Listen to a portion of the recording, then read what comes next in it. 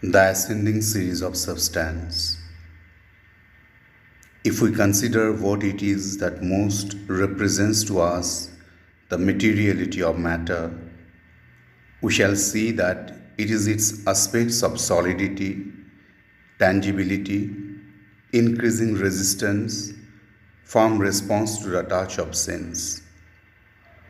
Substance seems more truly material and real in proportion as it presents to us a solid resistance, and by virtue of that resistance, a durability of sensible form on which our consciousness can dwell.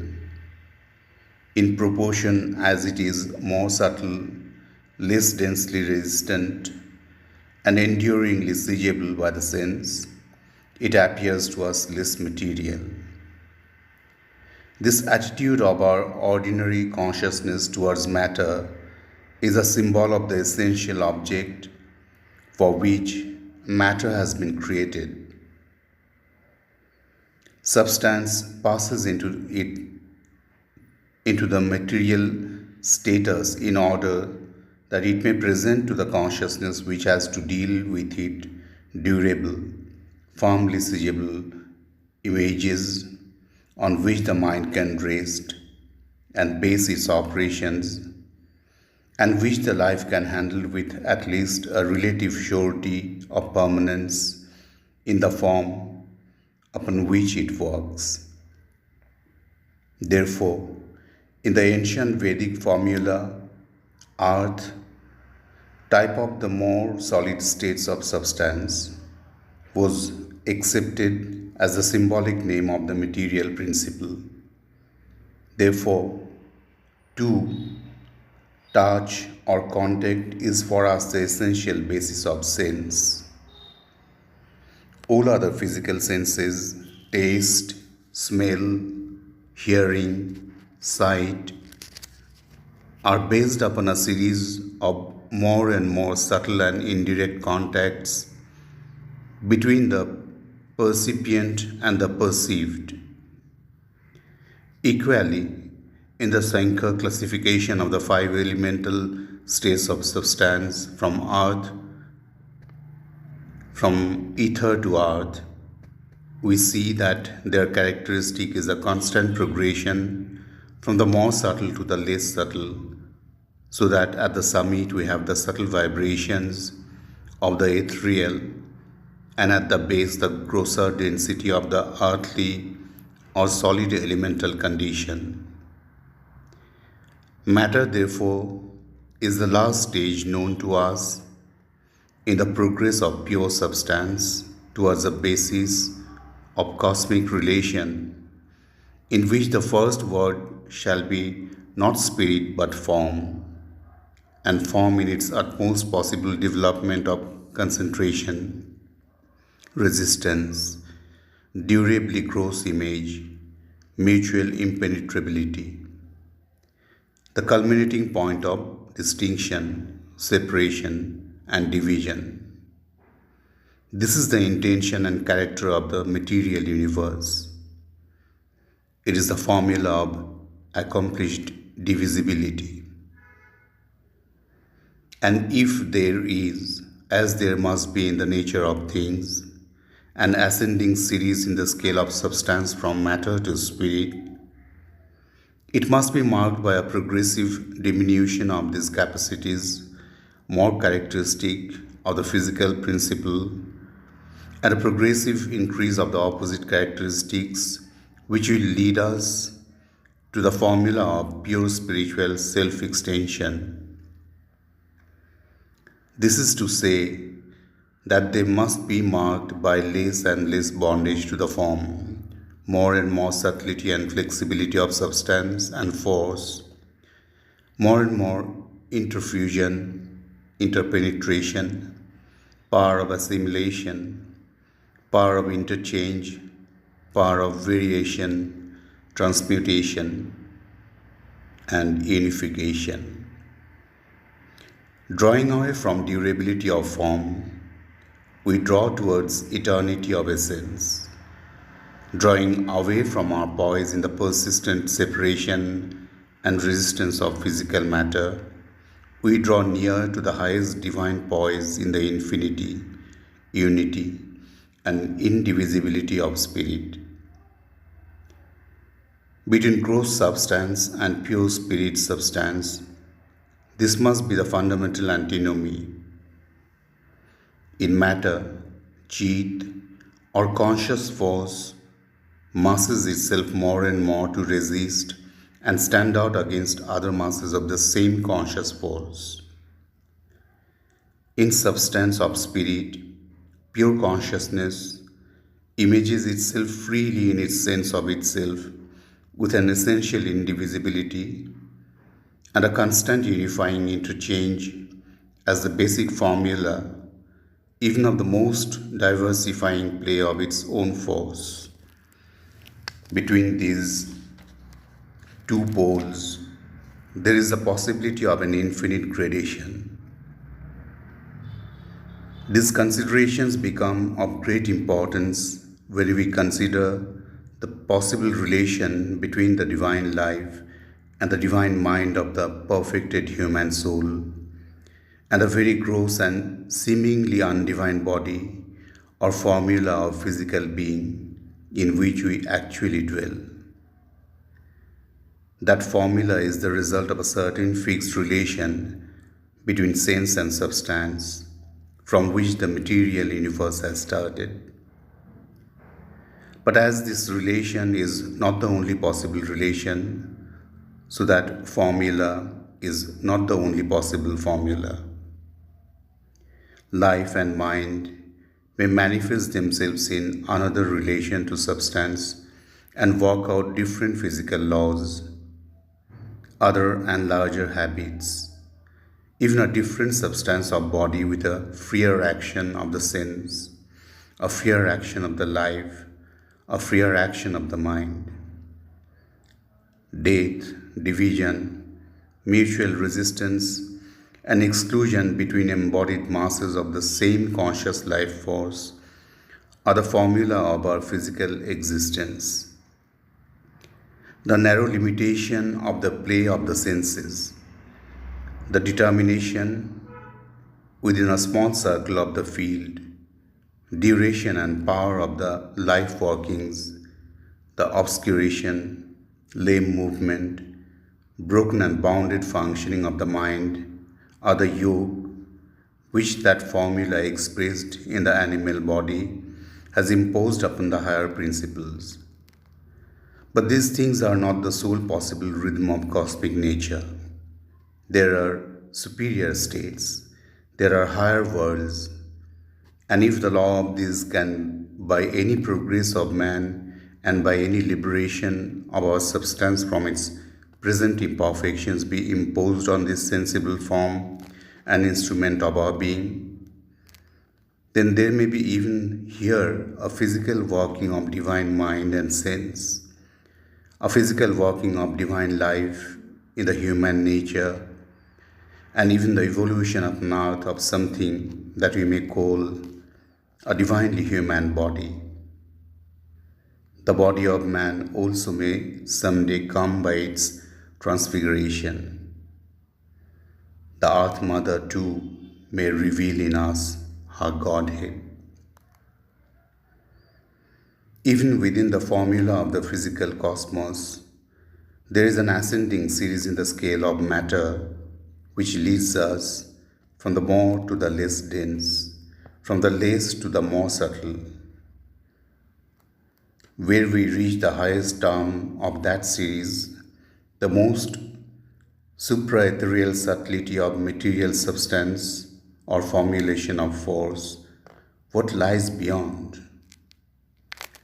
Not a nihil, not a void, for there is no such thing as absolute void or real nullity, and what we call by that name is simply something beyond the grasp of our sense, our mind, or our most subtle consciousness. Nor is it true that there is nothing beyond, or that some ethereal substance of matter is the eternal beginning. For we know that matter and material force are only a last result of a pure substance and pure force, in which consciousness is luminously self-aware and self-possessing, and not as in matter lost to itself in an inconscient sleep and an inert motion. What then is there between this material substance and that pure substance? For we do not leap from the one to the other. We do not pass at once from the inconscient to absolute consciousness. There must be, and there are, grades between inconscient substance and utterly self-conscious self-extension, as between the principle of matter and the principle of spirit. All who have at all sounded those abysses are agreed and bear witness to this fact, that there are a series of subtler and subtler formulations of substance which escape from and go beyond the formula of the material universe. Without going deeply into matters which are too occult and difficult for our present inquiry, we may say, adhering to the system on which we have based ourselves, that these gradations of substance, in one important aspect of their formulation in series, can be seen to correspond to the ascending series of matter, life, mind, supermind, and that other higher divine triplicity of Satchidananda. In other words, we find that substance in its ascension bases itself upon each of these principles and makes itself successively a characteristic vehicle for the dominating cosmic self-expression of each in their ascending series. Here in the material world, everything is founded upon the formula of material substance. Sense, life, thought found themselves upon what the ancients called the earth power, start from it, obey its laws, accommodate their workings to this fundamental principle, limit themselves by its possibilities, and if they would develop others, have even in that development to take account of the original formula, its purpose, and its demand upon the divine evolution. The sense works through physical instruments, the life through a physical nerve system and vital organs. The mind has to build its operations upon a corporeal basis and use a material instrumentation. Even its pure mental workings have to take the data so derived as a field and as the staff upon which it works. There is no necessity in the essential staff upon which it works. There is no necessity in the essential nature of mind, sense, life, that they should be so limited. For the physical sense organs are not the creators of sense perceptions, but themselves the creation, the instruments, and here a necessary convenience of the cosmic sense. The nervous system and vital organs are not the creators of life's action and reaction, but themselves the creation, the instruments, and here a necessary convenience of the cosmic life force. The brain is not the creator of thought, but itself the creation, the instrument, and here a necessary convenience of the cosmic mind. The necessity then is not absolute, but teleological. It is the result of a divine cosmic will in the material universe, which intends to posit here a physical relation between sense and its object, establishes here a material formula and law of conscious force, and creates by it physical images of conscious being to serve as the initial, dominating, and determining fact of the world in which we live. It is not a fundamental law of being, but a constructive principle necessitated by the intention of the spirit to evolve in a world of matter. In the next grade of substance, the initial, dominating, determining fact is no longer substantial form and force, but life and conscious desire. Therefore, the world beyond this material plane must be a world based upon a conscious cosmic vital energy, a force of vital seeking and a force of desire and their self-expression, and not upon an inconscient or subconscious will taking the form of a material force and energy.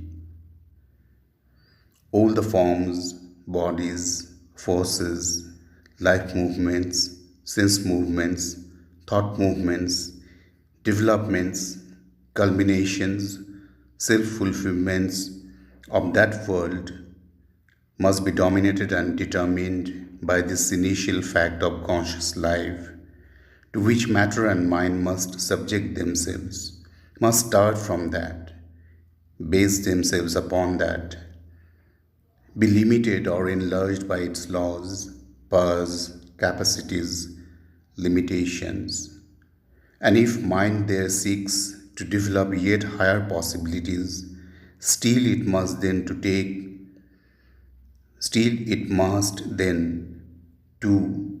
take account of the original vital formula of desire force, its purpose, and its demand upon the divine manifestation. So too with the higher gradations. The next in the series must be governed by the dominating and determining factor of mind. Substance there must be subtle and flexible enough to assume the shapes directly imposed upon it by mind, to obey its operations, to subordinate itself to its demand for self-expression and self-fulfillment.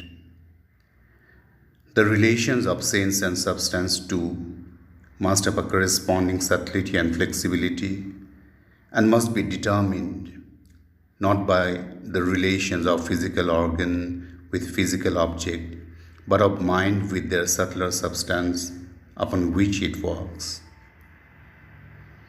The life of such a world would be the servant of mind in a sense of which our weak mental operations and our limited, coarse, and rebellious vital faculties can have no adequate conception. Their mind dominates as the original formula, its purpose prevails, its demand overrides all others in the law of the divine manifestation. At a yet higher reach, supermind, or intermediately, principles touched by it, or still higher, a pure bliss, a pure conscious power, or pure being, replace mind as the dominant principle, and we enter into those ranges of cosmic existence which to the old Vedic seers were the worlds of illumined divine existence and the foundation of what they termed immortality, and which later Indian religions imaged in figures like the Brahmaloka or Golaka, some supreme self-expression of the being as spirit, in which the soul, liberated into its highest perfection, possesses the infinity and beatitude of the eternal Godhead. The principle which underlies this continually ascending experience and vision uplifted beyond the material formulation of things is that all cosmic existence is a complex harmony and does not finish with the limited range of consciousness in which the ordinary human mind and life is content to be imprisoned. Being, consciousness, force, substance, descend and ascend, a many-runged ladder on each step of which has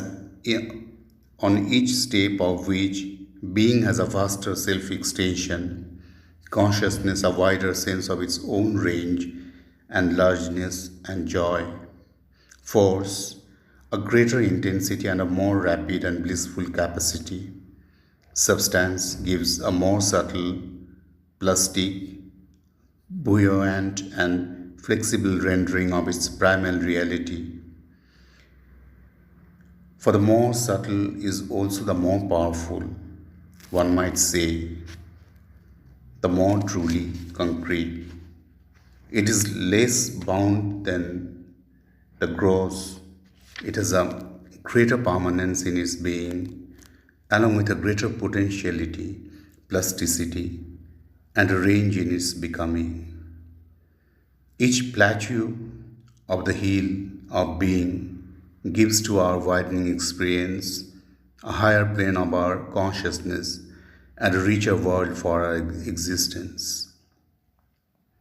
But how does this ascending series affect the possibilities of our material existence?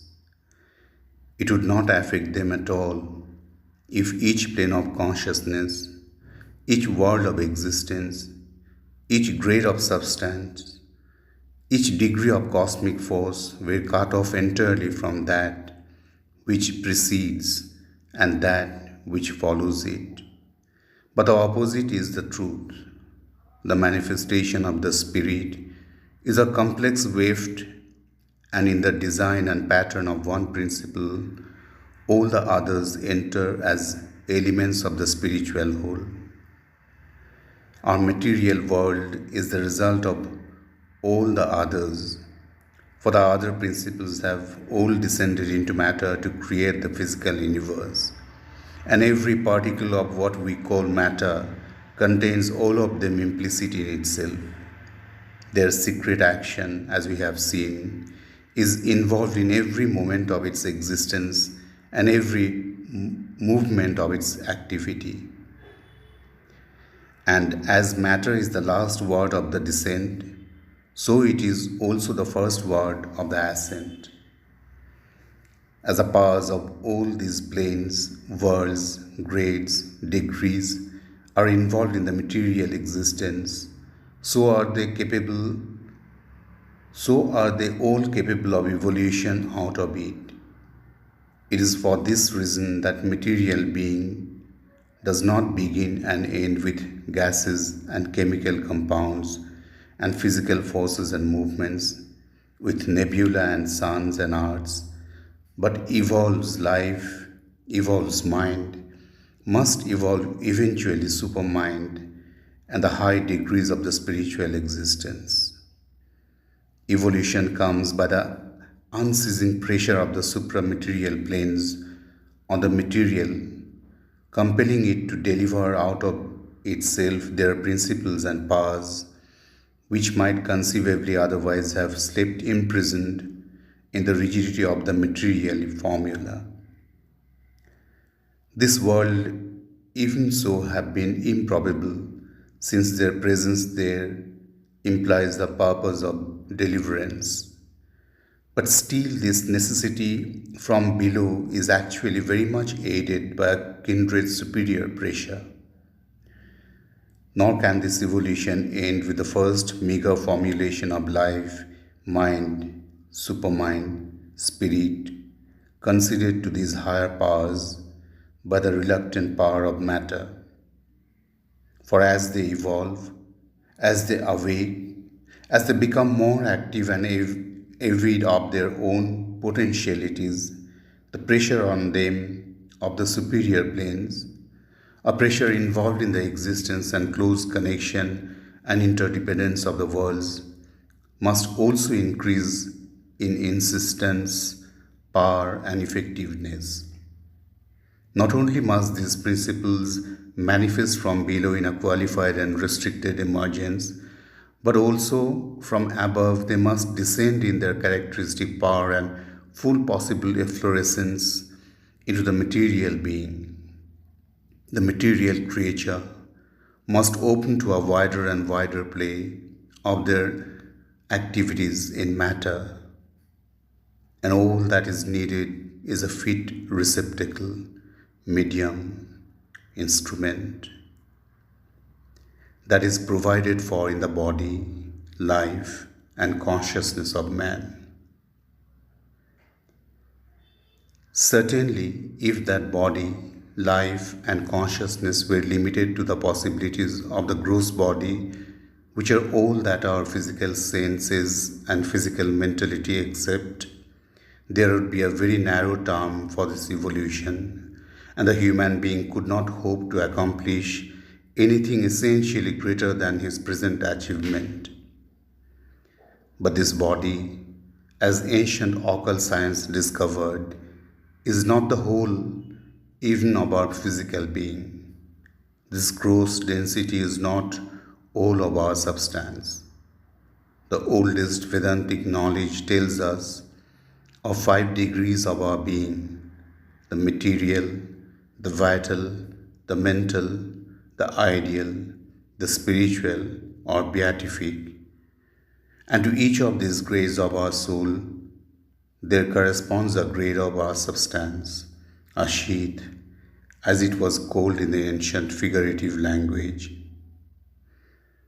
A later psychology found that these 5 sheaths of our substance were the material of 3 bodies: gross, physical, subtle, and causal, in all of which the soul actually and simultaneously dwells.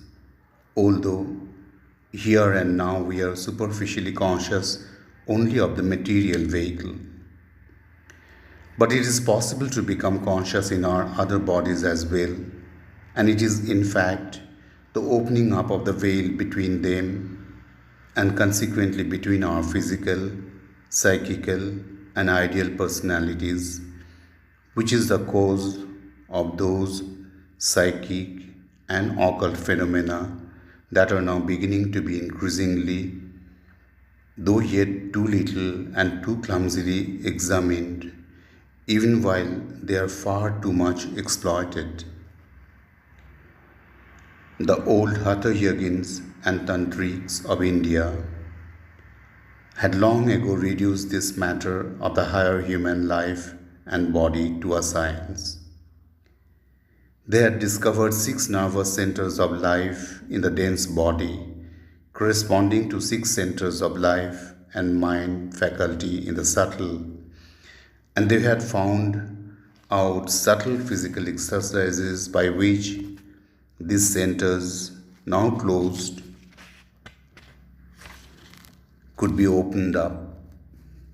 The higher psychical life proper to our subtler existence entered into by man, and even the physical and vital obstructions to the experience of the ideal and spiritual being could be destroyed.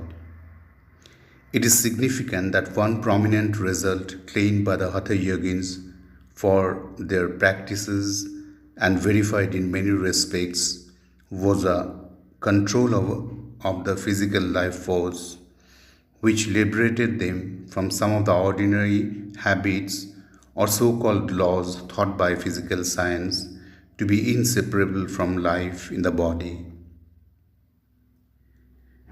Behind all these terms of ancient psychophysical science lies the one great fact and law of our being, that whatever be its temporary poise of form, consciousness, power in this material evolution, there must be behind it, and there is a greater and truer existence of which this is only the external result and physically sensible aspect.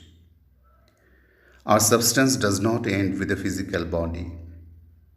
That is only the earthly pedestal, the terrestrial base, the material starting point. As there are behind our waking mentality vaster ranges of consciousness, subconscious and superconscious to it, of which we become sometimes abnormally aware, so there are behind our gross physical being other and subtler grades of substance with a finer law and a greater power which support the denser body and which can, by our entering into the ranges of consciousness belonging to them, be made to impose that law and power on our dense matter and substitute their purer, higher, intenser conditions of being for the grossness and limitation of our present physical life and impulses and habits.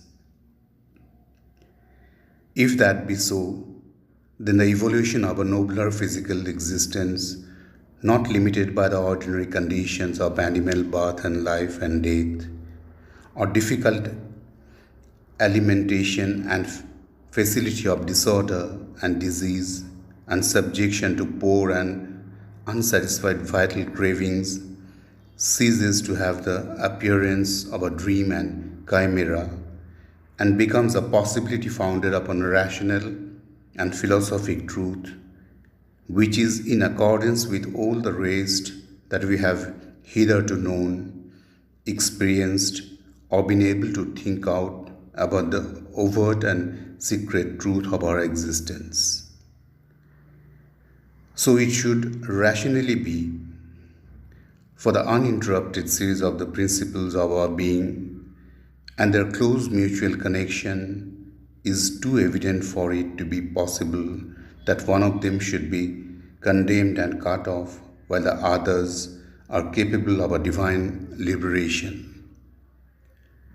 The ascent of man from the physical to the supramental must open out the possibility of a corresponding ascent in the grades of substance to that ideal or causal body which is proper to our supramental being, and the conquest of the lower principles by supermind and its liberation of them into a divine life and the divine mentality must also render possible a conquest of our physical limitations by the power and principle of supramental substance.